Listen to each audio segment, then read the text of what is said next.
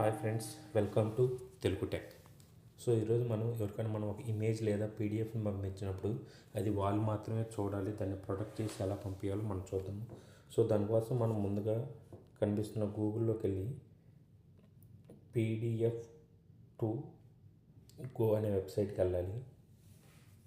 So ఈ వెబ్సైట్కి వెళ్ళిన తర్వాత స్క్రోల్ డౌన్ చేసిన తర్వాత మనకి ప్రొటెక్ట్ పాస్వర్డ్ అని కనిపిస్తుంది. Protect PDF.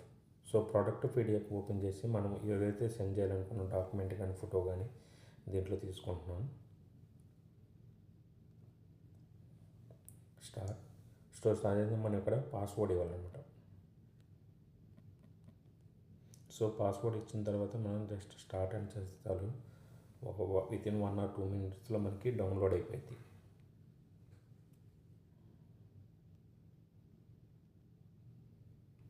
సో మనకి డౌన్లోడ్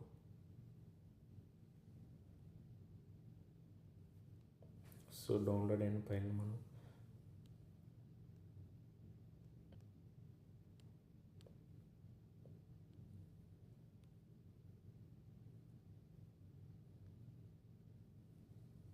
ఆల్రెడీ మనం పాస్వర్డ్ ప్రొటెక్ట్ చేసాం కదా, ఆ పాస్వర్డ్ ఎంటర్ చేస్తేనే మనకు ఓపెన్ అవుతుంది.